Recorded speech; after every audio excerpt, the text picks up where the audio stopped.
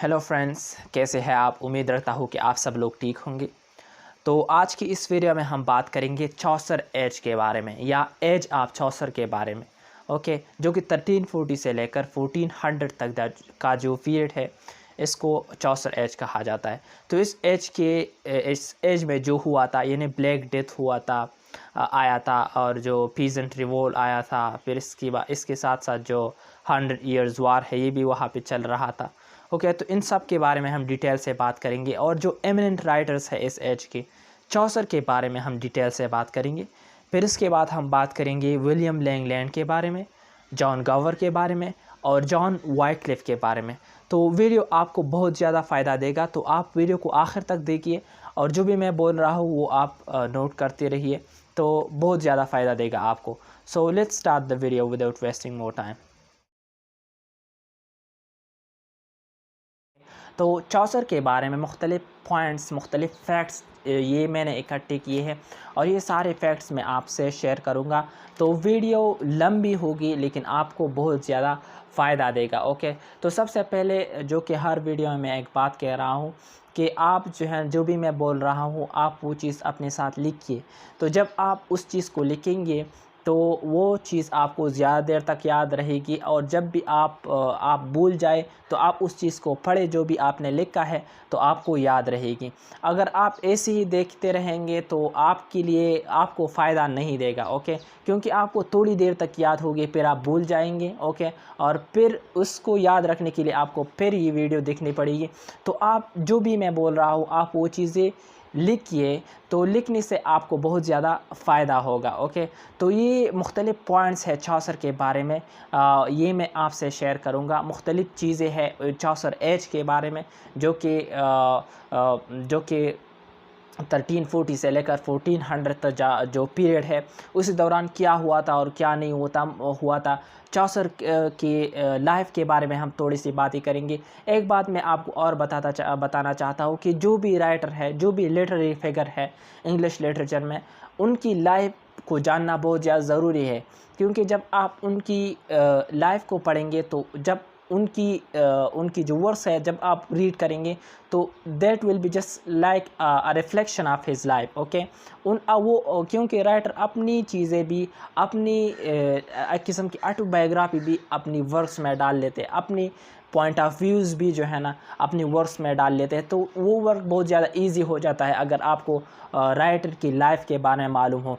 तो मुख्तलिफ़ चीज़ें हैं जो कि आपको राइटर के बारे में जानना ज़रूरी है, उनकी लाइफ के बारे में, उनकी बर्थ डेट, उनकी डेथ। ओके, कि वो कब पैदा हो गए थे, कब मर गए थे, कहाँ पे पैदा हो गए थे, कहाँ पे मर गए थे, उनकी एजुकेशन कितनी थी, एजुकेशन के बारे में आपने जानना है, उनकी फादर के बारे में, मदर के बारे में, इन दोनों की एटलीस्ट नेम्स आपको ज़रूर आने चाहिए किसी भी राइटर की। मैं सिर्फ चौसर की बात नहीं कर रहा हूँ, किसी भी राइटर की ये चीज़ें आपको याद रखनी चाहिए क्योंकि ये चीज़ें आपको बहुत ज़्यादा हेल्प देगी एग्ज़ाम में। ओके, क्योंकि ज़्यादातर इस किस्म की चीज़ें एग्ज़ाम्स में पूछे जाते हैं। और ये कि उन्होंने कहाँ पे विज़िट किया था, कब विज़िट किया था, उन्होंने किससे शादी की थी, कब शादी की थी। ओके, उनका कौन सा वर्क किस डेट पर आया था, उनके वर्क्स के बारे में भी आपको चंद चीज़ें याद रखनी पड़ेगी कि उनके वर्क्स में क्या था, कब पब्लिश किया गया था, कब राइट किया गया था। और ये सारी चीज़ें आपने रटा करने हैं। ओके, क्योंकि इन चीज़ों के लिए रट्टा बहुत ज़्यादा ज़रूरी है, रूट लर्निंग जिसको हम कहते हैं, क्योंकि ये कंसेप्चुअल चीज़ नहीं है, इसको आपने याद रखने हैं और याद रखने के लिए आपको रट्टा बहुत ज़्यादा ज़रूरी है। तो आप जो भी मैं कह रहा हूँ इस वीडियो में ये आप लिखिए तो आपको बहुत ज़्यादा फ़ायदा देगा। तो सबसे पहले हम बात करेंगे चौसर के बारे में, चौसर की थोड़ी सी लाइफ के बारे में बात करते हैं। तो सबसे पहले उनकी बर्थ डेट में कन्फ्यूजन है क्योंकि एक ऑथेंटिक चीज़ मौजूद नहीं है, एक चीज़ मौजूद नहीं है कि वो पैदा हुए थे कब। ज़्यादातर जगहों पर बताया गया है कि he was born in 1340। Okay, कहीं पर 1342 दिखाया गया है, कहीं पर 1343 दिखाया गया है।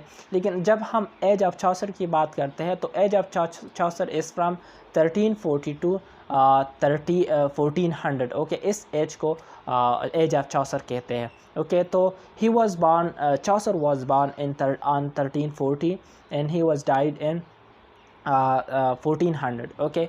सो ये बात आप याद रखें उनके बर्थ डेट के बारे में और डेथ डेट के बारे में, ओके। तो सबसे पहले उनकी फादर की बात करते हैं। तो his father name was John Chaucer, okay. John Chaucer उनकी फादर का नाम था, ओके। और ये जो जॉन चौसर था, he was a wine merchant, और उन्होंने एक काम किया था कि इसके साथ एक किंग था जिसका नाम था एडवर्ड द थर्ड, ओके। और एडवर्ड द थर्ड वो उन्होंने रूल किया था 1327 से लेकर 1377 तक, and he was a greatest ruler, okay.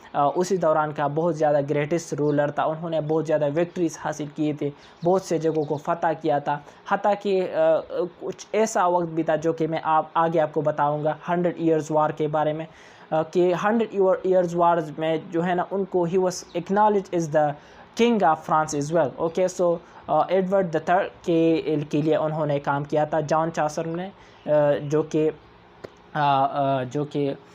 चौसर का फादर था, जेफरे चौसर का फादर था। और उन्होंने उनकी वजह से उनको एक रॉयल हैसियत मिली चौसर को, ओके। उनकी फादर की वजह से, क्योंकि उन्होंने किंग के साथ काम किया था, ओके। तो उनकी फादर का नाम था जॉन चौसर। अगर हम उनकी मदर की बात करें तो उनकी मदर का नाम था Agnes de Copton, okay. Agnes de Copton, ये नाम आप याद रखें। और उनकी उनकी जो फादर है उनकी डेथ हो जाती है 1366 में। और जब 1366 में फादर की डेथ हो जाती है चौसर की फादर की, तो फिर उनकी जो माँ होती है एक्वस डी कॉप्टन, ये किसी और से शादी कर लेती है, ओके। उसके फ़ौरन बाद, ओके, 1366 में। तो ये बात आप याद रखें इनके बारे में। तो उनकी मदर का नाम, चौसर की मदर का नाम और फादर का नाम आपने सुना। अब हम बात करेंगे जब चौसर 12 साल के हो गए, सिर्फ 12 साल के, तो उन्होंने स्कूल जाना छोड़ दिया, ओके। उन्होंने स्कूल जाना छोड़ दिया और एक पेज की तरह काम करना शुरू किया। किसके साथ? प्रिंस लायनल जो है ना, ये एडवर्ड द थर्ड का थर्ड बेटा था, okay. He was the third son of Edward the third, okay. और उनके साथ उन्होंने एक पेज की तरह काम करना शुरू किया। पेज एक किस्म का मैसेंजर होता है जो कि मैसेंजर का काम करते हैं, यानी मैसेजेस एक शख्स से दूसरे शख्स तक पहुंचाते हैं। And he was a page servant of Prince Lionel, okay. तो जब चौसर जो है ना, जब वो 18 या फिर 19 साल के हो गए, तो उन्होंने एज अ सोल्जर जो है ना वो फ्रांस चले गए, ओके। क्योंकि इसी दौरान 100 ईयर वार चल रहा। सबसे पहले मैं आपको 100 ईयर वार के बारे में बताना चाहता हूँ कि 100 ईयर्स वार जो था, जो कि उसी दौरान चल रहा था, और ये स्टार्ट हुआ था 1337 में और 1453 तक ये चलता रहा था, ओके। ये जो वार था और ये ऐसा वार नहीं था कि मुसलसल लड़ाई चलती रहती थी, 100 साल तक मुसलसल लड़ाई ही नहीं थी। ये एक किस्म के स्कर्मिशेस थे, ओके। स्कर्मिशेस एक किस्म की होती है जिसको हम कहते हैं कि एक वक्त पे से लड़ाइयाँ, ओके। कभी वो आते थे, यहाँ पे हमला करते थे, फिर चले जाते थे, यानी उनके ताल्लुकात ख़राब थे इसी दौरान, हम ये भी कह सकते हैं, ओके। 1337 से लेकर 1453 तक। तो जब वो 18 या 19 साल के हो गए चौसर 1359 में, तो वो फ्रांस चले गए एज अ सोल्जर, और वहाँ पे उनको अरेस्ट किया, चौसर को अरेस्ट किया फ्रांस में, और उनको प्रिजन में रखा, ओके।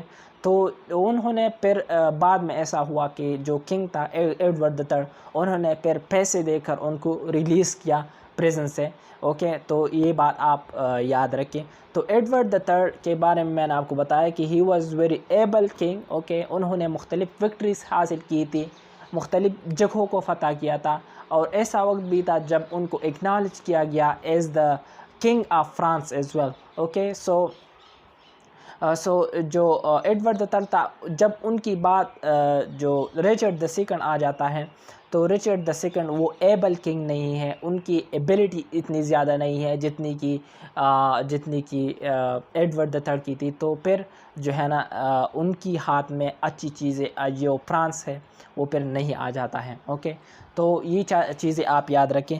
फिर इसके साथ जो है ना जो चौसर है ये मुख्तलिफ़ मिशंस पर गए हैं, डिप्लोमेटिक मिशंस पर गए हैं। वो फ्रांस को गए हैं डिप्लोमेटिक मिशन पर, इटली को गए हैं, मुख्तलिफ़ जगहों को गए हैं, पर ये दो नाम जो है ना ये एमिनेंट है। ओके, अब ये बात मैं आपको बताना चाहता हूँ कि इसी दौरान जो कि 1340 से लेकर 1400 जिसको हम द एज ऑफ चौसर कहते हैं, इस दौरान मुख्तलिफ़ चीज़ें हुई थी। अगर हम बात करें ब्लैक डेथ की, ओके, ब्लैक डेथ जो है ना ये एक किस्म की प्लेग आई थी इंग्लैंड पर, और ये इसमें बीमारियाँ इस तरह की बीमारी होती थी कि मुख्तलिफ़ ब्लैक स्पॉट्स जो है ना ब्लैक किस्म के दाने होते थे जिस्म पर, स्किन पर, और इसी वजह से मुख्तलिफ़ लोगों की डेथ्स हो जाती थी। ओके, बहुत से ज़्यादातर जगहों पर ऐसा मेंशन किया गया था कि half of the population were died because of this plague, because of this black death. और ये क्यों आया था? अगर हम इसके बारे में बात करें तो बहुत ज़्यादा गंदगी थी। ओके, उस दौरान लोग नहाते नहीं थे इंग्लैंड में उस दौरान, और जो डॉक्टर्स थे वो भी इसको मना करते थे कि you should not bath, okay, you should not gate bath, okay, कि आपने नहाना नहीं है। और गंदगी की वजह से वो मुख्तलिफ़ दाने निकल आते थे जिस्म पर, और 30% या 35% जो आबादी थी वो इसी वजह से उनकी डेथ हो गई। और ये जो ब्लैक डेथ आई थी ये 1348 में आई थी। ओके, ये बात आप याद रखें, 1348 में। फिर इसकी नतीजे में पीजेंट रिवोल्ट शुरू हो गया। ओके, पीजेंट रिवोल्ट का नाम आपने सुना होगा, और ये जो रिवोल्ट शुरू हुआ था ये 1381 में शुरू हुआ था। और इसका ये था पीजेंट रिवोल्ट का कि जो पीजेंट रिवोल्ट थी इसमें जो है ना जो पीजेंट्स थे जो कि उन्होंने जो दिहाड़ीमार थे उन्होंने ज़्यादा वेजेस मांगना शुरू किए। ओके, रिचर्ड द सेकंड से कि हमें ज़्यादा पैसे चाहिए, हमें ज़्यादा वेजेस, ज़्यादा तनख्वाह चाहिए इंस्टेड ऑफ लो तनख्वाह। ओके, सो उन्होंने ज़्यादा पैसे मांगने शुरू किए, और वो जो है ना सड़कों पर निकल आए। उनके साथ साथ उनके जो सामान होते थे, जो वो पीजेंट्स के साथ जो सामान होते हैं वो सड़कों पर लेके आए, और उन्होंने एक किस्म का एहतजाज शुरू किया।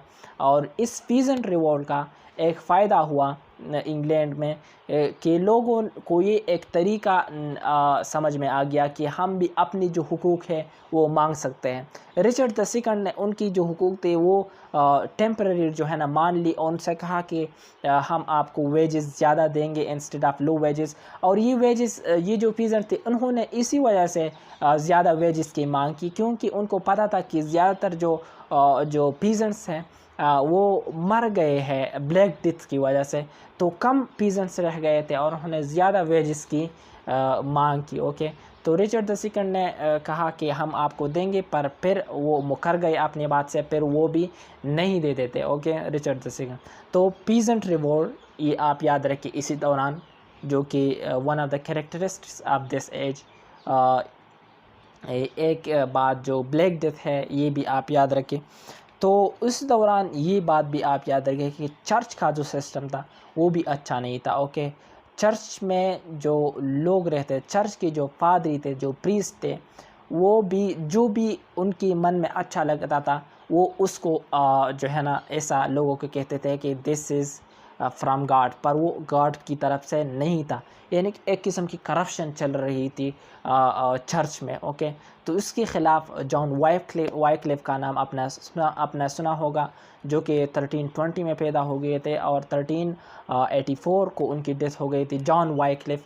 और उन्होंने उसके ख़िलाफ़ एक मूवमेंट शुरू किया था जिसको लोलार्डिज़म भी कहा जाता है, लोलार्ड मूवमेंट भी कहा जाता है। ओके, और ये लोलार्ड्स जो थे ये सिंपल लैंग्वेज में लोगों को प्रीच करते थे, सिंपल इंग्लिश में उस लैंग्वेज को इस्तेमाल करते थे जो कि आम आदमी समझते थे। ओके, अगर हम बात करें जो चर्च में जो प्रीस्ट होते थे वो लैटिन लैंग्वेज इस्तेमाल करते थे, वो ऐसी लैंग्वेज इस्तेमाल करते थे जो कि आम लोग जो थे, जो कि लोअर क्लास मिडिल क्लास वाले जो लोग होते थे वो नहीं समझते, वो लैंग्वेज वो इस्तेमाल करते थे। तो ये लुलार्ड मूवमेंट उन्होंने स्टार्ट की। वाइक्लिफ के बारे में आप याद ये रखें कि उन्होंने लुलार्ड मूवमेंट स्टार्ट की थी। अगर हम बात करें चौसर के बारे में, तो चौसर ने इंग्लिश लैंग्वेज को कैसे पाया इसके बारे में मैं आपको बता रहा हूँ। तो सबसे पहले ये बात करते हैं कि उस वक्त की जो डोमिनेंट लैंग्वेजेस थी वो थी लैटिन और फ्रेंच। ये दोनों डोमिनेंट लैंग्वेजेस थी उस टाइम के। ओके, लैटिन और फ्रेंच। लैटिन को रोमन्स ने लाया था इंग्लैंड में, और जो फ्रेंच थी ये नॉर्मन्स ने लाया था, जो कि नॉर्मंडी से फ्रांस से आए थे विलियम द कनकरर की सरबराही में। तो उन्होंने फ्रेंच लैंग्वेज को लाया था इंग्लैंड में। तो ये these languages were considered as aristocratic languages, superior languages. Okay, और ये थी भी क्योंकि जो राइटिंग होती थी उस वक्त ये वो ज़्यादातर लैटिन में या फिर फ्रेंच में होती थी, इंग्लिश में कुछ नहीं होती थी। तो चौसर ने इंग्लिश लैंग्वेज को कैसे पाया? टीसिंग कहते हैं अपने book a history of English literature में कि उन्होंने कि चौसर ने एक इंग्लिश को एक भिखारी वुमेन की तरफ, भिखारी मेड की तरफ पाया, और उस भिखारी वुमेन को उठाया, उनको शाही कपड़े पहनाए और उनसे एक क्वीन बनाई। ओके, इसी तरह उन्होंने कंपेयर किया उस भिखारी वुमेन को इंग्लिश लैंग्वेज से कि उस वक्त की जो इंग्लिश लैंग्वेज थी वो बिल्कुल कोई कंसिडर भी नहीं कर रहा था कि this is a language. Okay, क्योंकि कोई लिख भी नहीं रहे थे उस लैंग्वेज में, इंग्लिश में, क्योंकि ज़्यादातर लोग लैटिन और फ्रेंच यूज़ करते थे। तो उन्होंने चौसर ने उस लैंग्वेज को उठाया, उसमें लिखना शुरू किया, उसमें अच्छी अच्छी चीज़ें लिखना शुरू की और इस लैंग्वेज से क्वीन बनाई। ओके, और वो क्वीन आज भी हम पर रूलिंग कर रही हैं। ओके, सो ये बात आप याद रखें चौसर के बारे में कि चौसर, इसी वजह से चौसर को फादर ऑफ इंग्लिश लैंग्वेज कहते हैं। ओके, क्योंकि उन्होंने इंग्लिश लैंग्वेज को उन्होंने उठाया, उस लैंग्वेज को जिसमें कोई भी लिखना नहीं चाहते थे। ओके, तो चंद पॉइंट्स और भी है चौसर के बारे में, वो भी मैं आपको बताना चाहता हूँ। ये कि he is considered as the father of English language, he is considered as the father of English literature, he is considered as the father of English poetry, okay, and he is considered as the morning star of Renaissance। Okay, ये चीज़ें आप याद रखिए अपने साथ। Okay, ये चीज़ आप लिख ले ज़रूर। ओके, और ये जो एज थी, एज ऑफ चौसर, इसको एज ऑफ ट्रांजिशन भी कहा जाता था। अब एज ऑफ ट्रांजिशन इसको इसी वजह से कहा जाता था। ट्रांजिशन अब क्या होता है? ट्रांजिशन यानी एक स्टेट से दूसरे स्टेट में जाना, इसको ट्रांजिशन कहा जाता है। ओके, तो ट्रांजिशन ये किस्म की ब्रिज थी मिडिल एजेस में और मॉडर्न में। This was a transition from medieval to modern age. Okay, जब डार्क एजेस जिसको हम कहते हैं मिडीवल एजेस को, उस डार्क एजेस को to the ages of enlightenment, this was a transition between them. Okay, यानी उसकी बात पर रेनेसा आता है, और रेनेसा हम जानते हैं कि रीबर्थ है, रीअवेकनिंग है, रिवाइवल है। ओके, सो लोगों को लर्निंग में एक किस्म का इंटरेस्ट पैदा हुआ, मुख्तलिफ़ चीज़ों में जो है ना चेंजेस आए। ओके, रेनेसा में, और रेनेसा जो है ना इटली में स्टार्ट हुई थी। ओके, फ्लोरेंस में। तो ये इसको एज ऑफ ट्रांजिशन भी कहा जाता है टू एज ऑफ चौसर को, ये बात आप याद रखें। और अब जो है ना हम बात करेंगे चौसर की वर्क्स के बारे में। ओके, तो उनका जो लिटरेरी कैरियर है चौसर का, वो 3 पार्ट्स में डिवाइड किया गया है। एक को कहा जाता है फ्रेंच पीरियड, दूसरे को इटालियन पीरियड कहा जाता है, और तीसरी को इंग्लिश पीरियड कहा जाता है। ओके, तो फ्रेंच पीरियड में उन्होंने मुख्तलिफ़ वर्क्स लिखे थे, इटालियन पीरियड में भी मुख्तलिफ़ वर्क्स लिखे थे, और जो इंग्लिश पीरियड थे उसमें भी, जिसके बारे में हम बात करेंगे इस वीडियो में। तो फ्रेंच पीरियड में उन्होंने लिखा था the book of the duchess. The book of the duchess, this is considered is one of his best works। Okay, the book of the duchess. फिर इसके बाद इस फ्रेंच पीरियड में उन्होंने लिखा था parliament of the fowls. Okay, और parliament of the fowls जो है ना, ये भी उनकी वर्क्स में से हैं जो कि उन्होंने इस फ्रेंच पीरियड में लिखा था। अगर हम बात करें रोमन डी लारोस, ये उनकी एक वुमन एक पोइम है, okay, the romance of the rose, okay, ये उन इंग्लिश में इसका मतलब ये है रोमन डी लारोस का, और ये उन्होंने ट्रांसलेट किया है, ओके। तो रोमन डी लारोस जो है ना ये 2 पार्ट्स में है, ओके। जो फर्स्ट पार्ट है उनमें 4058 लाइन है, 4058 लाइन्स है उसमें, और ये जो फर्स्ट पार्ट है ये लिखा था गिलॉम डिलॉरिस, ये एक शख्स है, उन्होंने इस फर्स्ट पार्ट को लिखा था। और दूसरा जो पार्ट है वो उसमें तकरीबन 16,000 लाइन्स है, 16,000 लाइन्स, ओके। और ये उन्होंने ये लिखा था जीन डी मॉन्ग ने, ओके, जीन डी मॉन्ग, ओके, ये नाम आप याद रखें। तो इस वर्क को चौसर ने ट्रांसलेट किया था इंग्लिश में, और उसका मतलब है, रोमन डी लारोस का मतलब है the romance of the roses, okay. तो ये उनकी वर्क है। फिर इसके बाद साथ हमारे साथ है फ्रेंच पीरियड में उन्होंने लिखा था the legend of good woman, okay. और लेजेंड ऑफ गुड वुमन में शेक्सपियर ने हेरोइक कपलेट यूज़ किया था। हेरोइक कपलेट को फर्स्ट टाइम यूज़ करने वाला भी चौसर है, ओके। जब क्वेश्चन आ जाता है कि who is the introducer of heroic couplet in English literature, so फिर हम कह सकते हैं कि Chaucer is the first to use heroic couplet in his work. और वो किस वर्क में उन्होंने फर्स्ट यूज़ किया था? वो यूज़ किया था the legend of good woman, okay. और इस हेरोइक कपलेट में को पहल डिका सिलेबिक कपलेट कहा जाता था। फिर आखिर में इसको हेरोइक कपलेट अभी जाना जाता है इस वर्क को, ओके। फिर इसके साथ साथ हमारे साथ उनका जो दूसरा पीरियड है उसको हम कहते हैं इटालियन पीरियड। जब वो डिप्लोमेटिक मिशन पर इटली गए थे तो उन्होंने ये पोएम्स लिखे थे, और उनमें आता है ट्रायल्स इन क्रेसेडा। और ये जो वर्क है ये बोकेशो की वर्क है, फेलोस्ट्रेटो, उससे जो है ना उसकी स्टोरी और इस ट्रायल्स एंड क्रेसेडा की स्टोरी एक दूसरे से मिलती जुलती है, ओके। फिर इसके साथ साथ उन्होंने लिखा था द हाउस ऑफ फेम भी उन्होंने इटालियन पीरियड में लिखा था, ओके। तो ये बात आप याद रखिए कि जो चौसर था he was influenced from Boccaccio, okay, क्योंकि उन्होंने अपनी चंद वर्ष में बोकेशो को फॉलो किया है, उनकी मेथड को फॉलो किया। और ये हमें ये भी दिखाता है कि उन्होंने उन राइटर्स को जो है ना जो कि पहले थे बोकेशो, पेट्रार्च, डांटे, उनको रीड किया था, okay.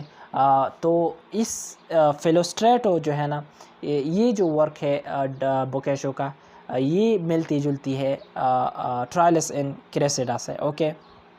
The house of fame ये भी मैंने आपको बताया कि ये भी उन्होंने इटालियन पीरियड में लिखा था। फिर इसके साथ साथ हमारे साथ है इंग्लिश पीरियड। तो इंग्लिश पीरियड में उनकी बेस्ट वर्क जो कि अभी तक कंसिडर किए जाते हैं, जो कि अभी भी प्रिंट हो रही है मुसलसल, वो है the Canterbury tale, okay. And the Canterbury tale is consider is the best works ever of Chaucer, okay.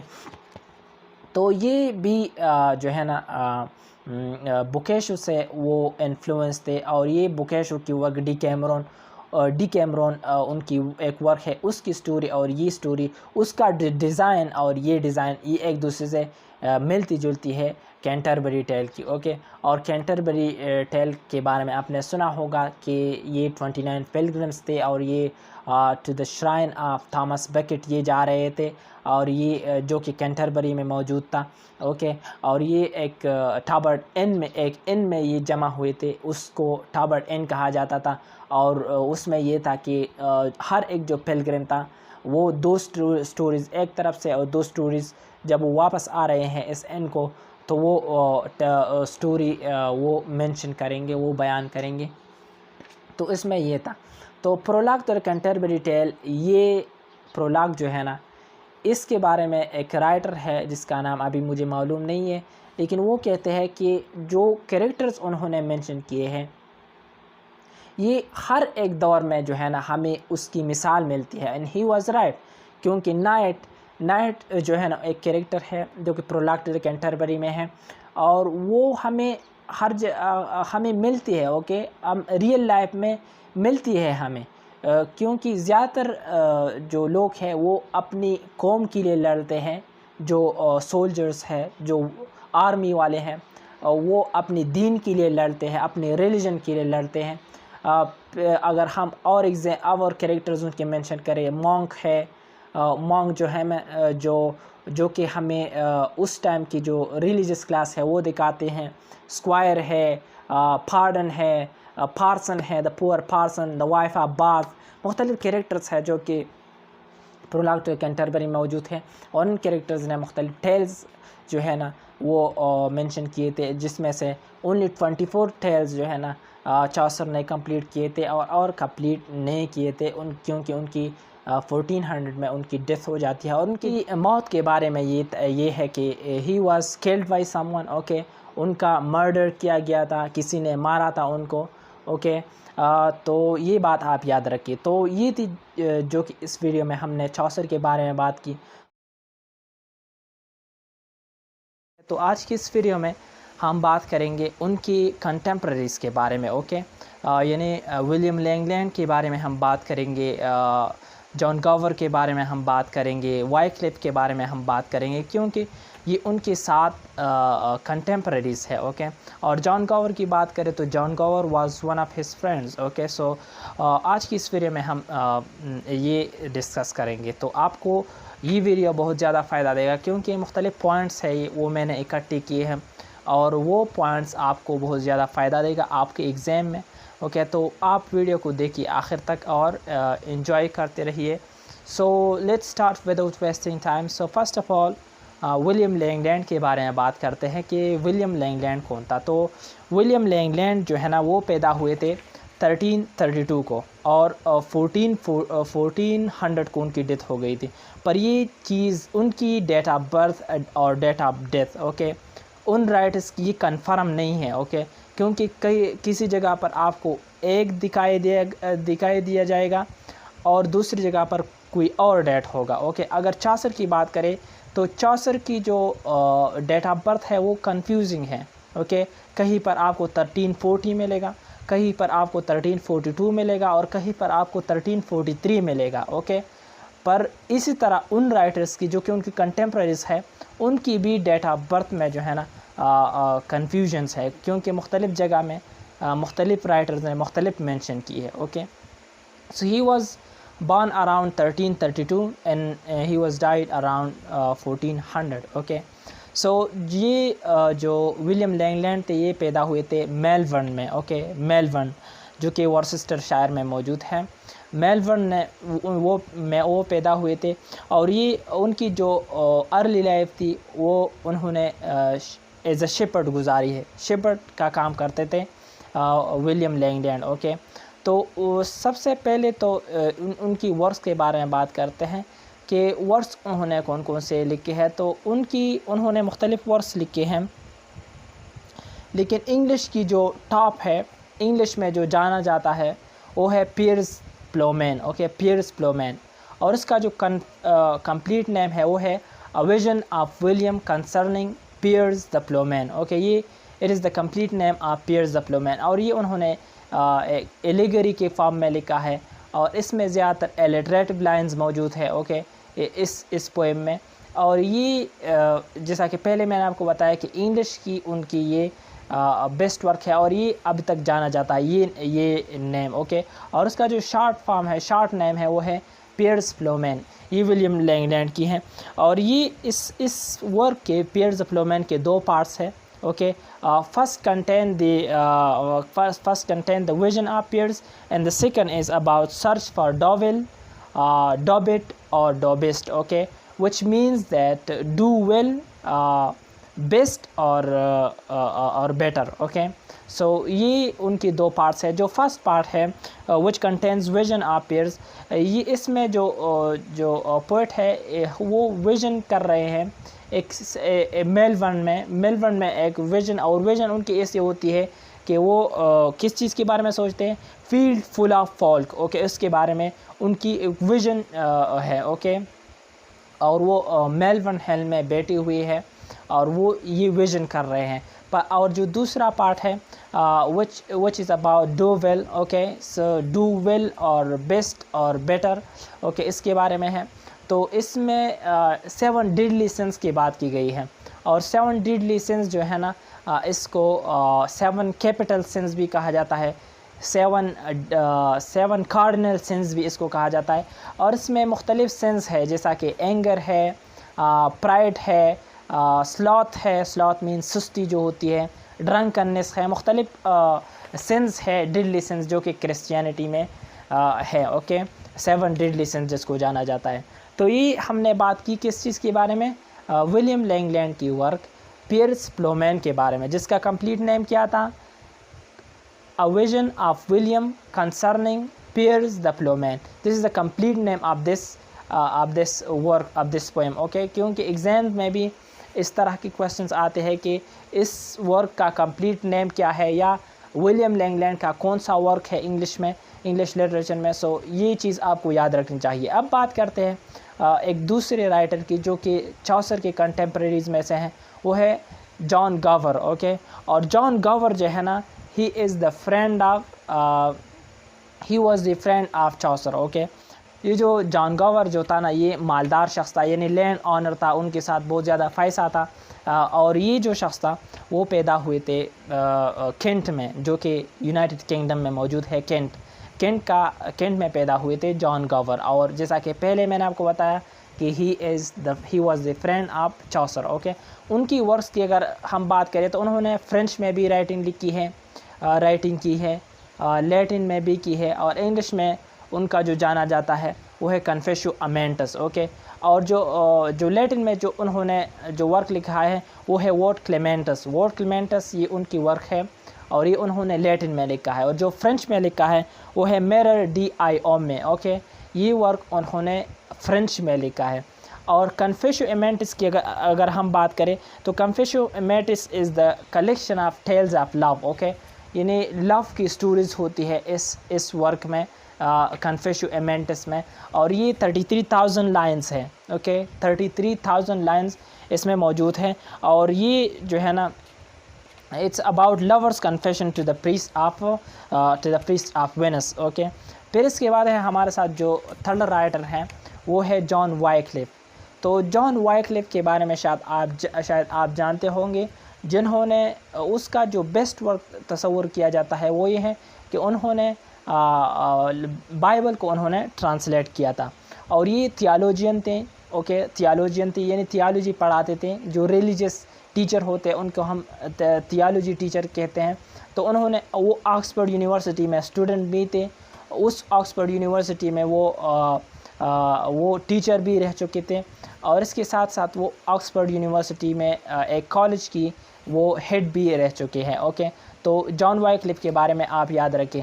तो जैसा कि आपको मालूम है कि उस वक्त करप्शन चल रहा था चर्च में, तो उन्होंने वो जो प्रीस्ट थे उस वक्त के, वो ये इजाज़त नहीं देते कि जो बाइबल है उसको ट्रांसलेट किया जाए, ओके, क्योंकि it was considered as a sin, okay, क्योंकि जैसा कि आप जानते हैं कि Latin was written in Latin, जो बाइबल था it was written in Latin. So वो प्रीस्ट इजाज़त नहीं देते थे कि ये गुनाह है और ये उसको ट्रांसलेट नहीं किया जा सकता।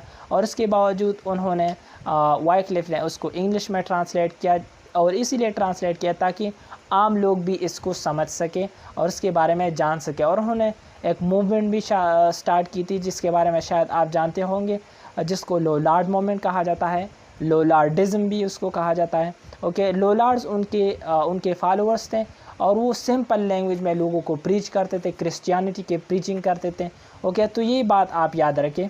और ये जो फर्स्ट ट्रांसलेशन की थी जॉन वाइक्लिफ ने, तो ये जो ट्रांसलेशन थी ये रफ़ थी। तो इसकी वजह से जो उन लोलार्ड्स में से, उनके फ्रेंड्स में से एक शख्स ने उसको जो है ना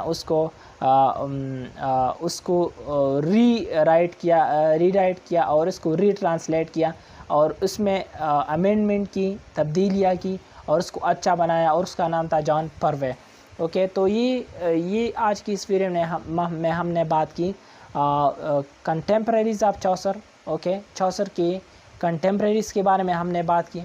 तो उम्मीद करता हूँ कि आपको बहुत कुछ समझ में आ गया होगा। तो वीडियो देखने का बहुत शुक्रिया। Thank you.